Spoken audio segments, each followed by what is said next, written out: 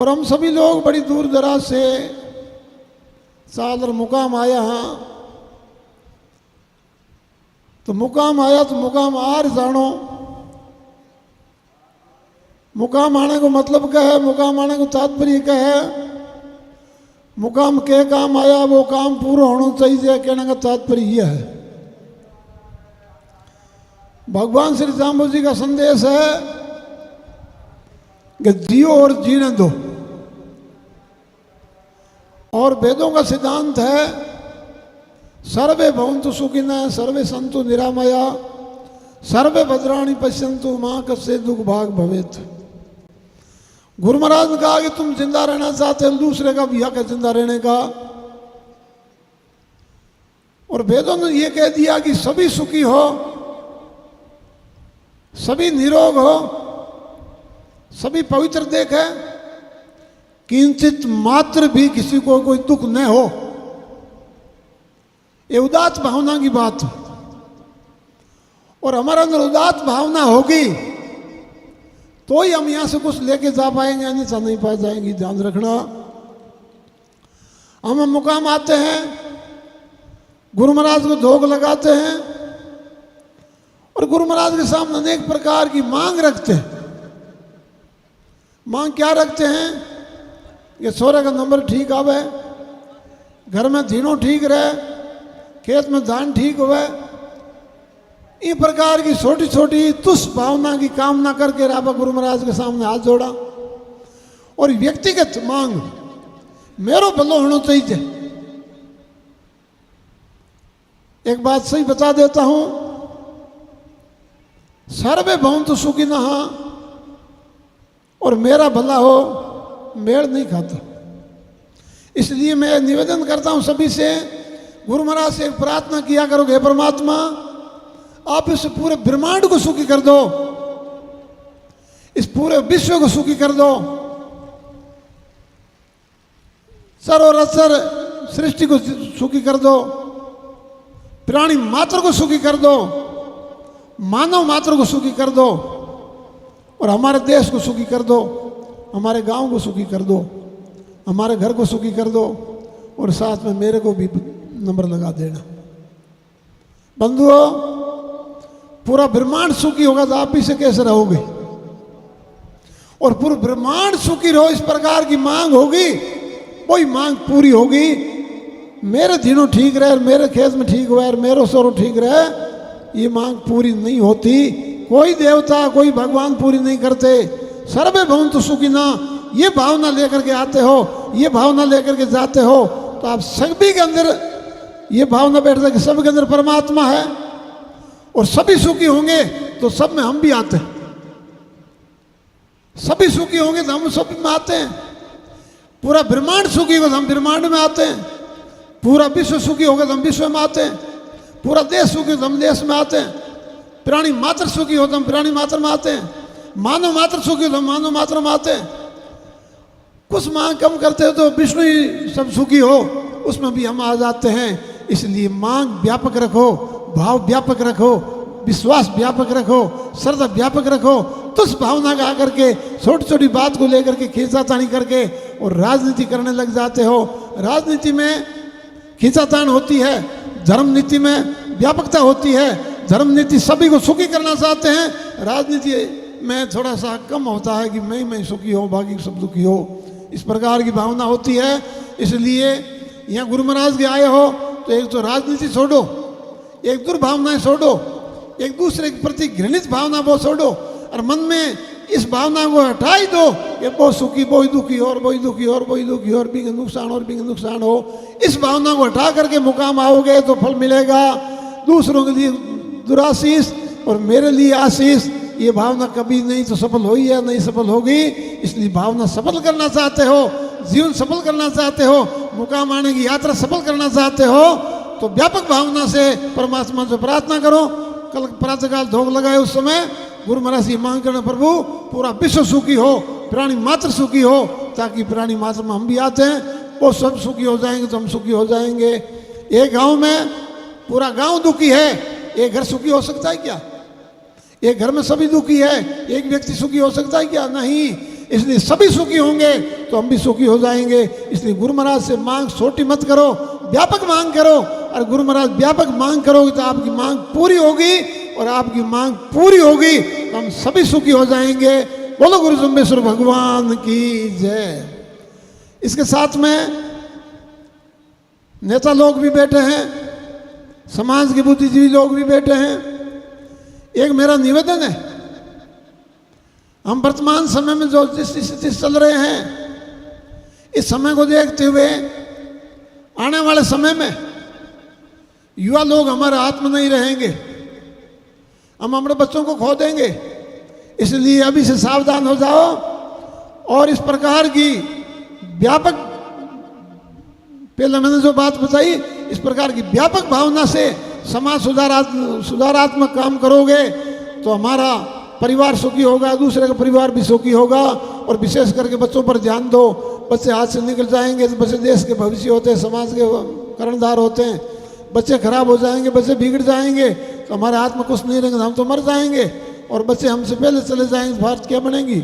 इसलिए आने वाले समय को ध्यान में रखते हुए अपनी औलाद को, अपने बच्चों को इस प्रकार का संस्कार दो कि हमारा बच्चा, हमारे घर में पैदा हुआ बच्चा किसी प्रकार का नशा न सीखे। इस प्रकार की भावना आप पैदा कर सकते हैं, ये आपके अंदर ताकत है। लेकिन हम ध्यान नहीं देते। मांडो सोरो ठीक ही है, वांडो बिगड़ियो, मांडो सोरो ठीक ही है, वांडो बिगड़ियो पकड़ थांडो बिगड़ी। और एक एक बच्चे हैं, बस विचार ध्यान रखना। बच्चे कितने हैं? एक एक बच्चे। एक बच्चा बिगड़ जाए क्या करोगे?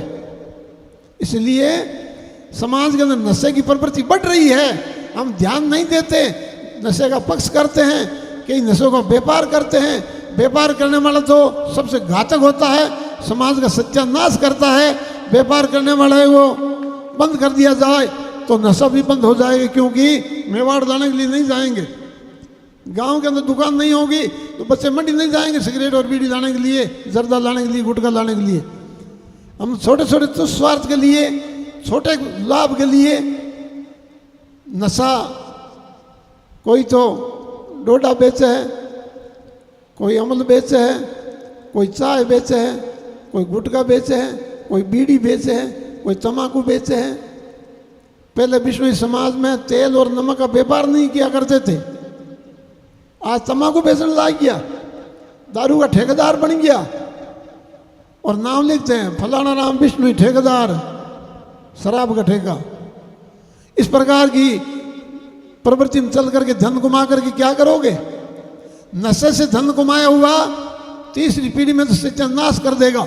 इसलिए नशे से लोग बर्बाद होते हैं और हजारों लोगों को, लाखों लोगों को बर्बाद करके अरे एक ऊंची कोठी बना लेता है तो उसका कोई मूल्य नहीं है, उसका कोई अहम नहीं होनी। लेकिन आप कह करा बिन सम्मानित करा क्या भाई भामाशाह है और कर जी ने 4 रुपया दे दिया, 4 रुपया दे तो दिया, लेकिन लोगों को काल जो किता को बाड़ियो है, कितनी माइया रोवे है ने इस प्रकार को विचार को नहीं कियो।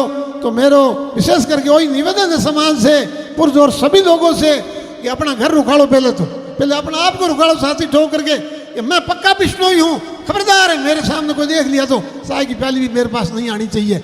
मैं बिश्नोई हूँ और मेरे परिवार को मैं पक्का बिश्नोई रखूंगा, किसी प्रकार के परिवार में नशा नहीं आने दूंगा। इतनी कमजोरी नहीं आई है कि हम परिवार में 5-4 बच्चे हैं, 2-4 आदमी है, 2-4 स्त्रियां हैं, उनको हम ठीक नहीं रख सकते। लेकिन हिम्मत हार गया, मारे की हुई कौन, सोरा माने कौन, सोरा माने कौन, और माने कौन वो रावण है, माने कौन नहीं, सोरा माने कौन, सोरा कहती वो बड़े मार्ग भला भला मानती है, रावण को भी खुटे लगा दियो।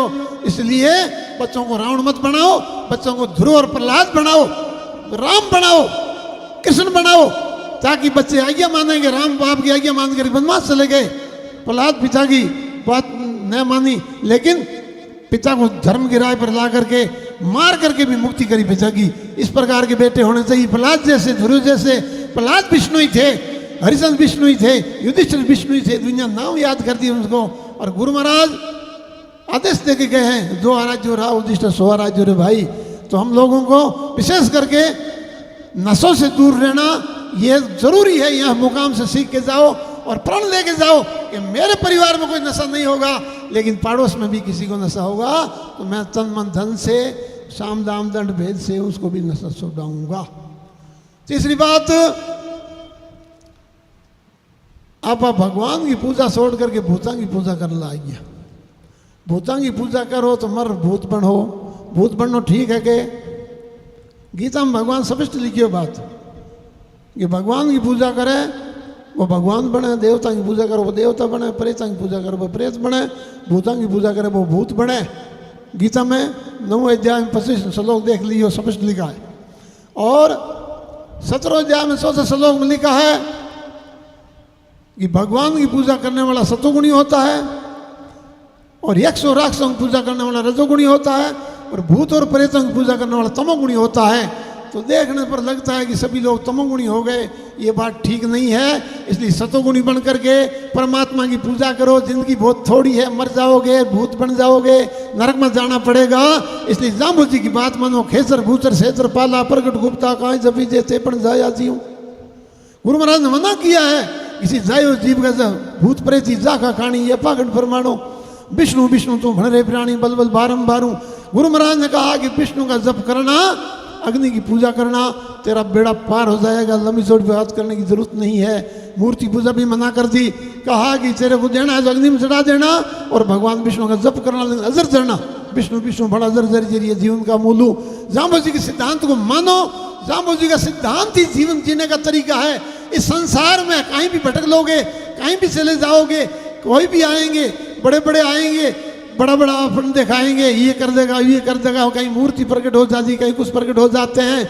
लेकिन जाम्बू जी के सिद्धांत जैसा नया तो कोई सिद्धांत है और जाम्बू जी के सिद्धांत से बढ़ करके नया कोई सिद्धांत हुआ नहीं शायद होगा। इसलिए जाम्बू जी की बात मानोगे तो आपको और कुछ भी नहीं करना पड़ेगा। सिर्फ जाम्बू जी की बात मानने मात्र से हमारा कल्याण होगा, हमारी औलाद का कल्याण होगा, आने वाली पीढ़ी का कल्याण होगा। इसलिए आप लोगों से मेरा हाथ जोड़ करके निवेदन है कि आए हो तो जाम्बू जी की बात मान करके, जाम्बू जी की बात को स्वीकार करके यहाँ से विष्णु ही बन करके घर जाओगे तो आपको जीवन जुक्ति और मरने पर मिलेगी मुक्ति। और विष्णु ही नहीं बनोगे तब तक मुक्ति की बात दूर रहेगी। विष्णु ही बनोगे तो विष्णु की भावना इतनी व्यापक होती है, इतना उदार चरित्र होता है, पेड़ों को भी नहीं काटने देते, वन्य प्राणी को नहीं मारने देते, जीव मारने नहीं देते। विश्व में 1 नंबर की समाज है और लोग जीव नहीं मारते लेकिन मारने नहीं मना नहीं करते। विष्णु ही जीव मारते नहीं लेकिन मारने नहीं देते, अपना प्राण भी दे देते हैं। ये समाज का उदाहरण है। इस प्रकार की समाज विश्व में 1 नंबर की समाज। इस समाज के बराबर विश्व में आप कहीं भी फिर लोगे इतना पवित्र, इतना सभ्य, इतना जागरूक, इतना समझदार समाज नहीं मिलेगा। लेकिन यहाँ वर्तमान समय में देखते हैं थोड़ी सी शिथिलता आ रही है। भूतों की पूजा में लग गए हैं, नशे की प्रवृत्ति में लग गए हैं, नशे के व्यापार में लग गए हैं, एक दूसरे की खींचातानी में लग गए हैं। ये गलत प्रवृत्ति छोड़ दोगे तो आप पुनः विष्णु बन जाओगे और विष्णु बनने पर मुक्ति की गारंटी है। बोलो गुरु जम्बेश्वर भगवान की जय हो। बोले जम्बेश्वर भगवान की।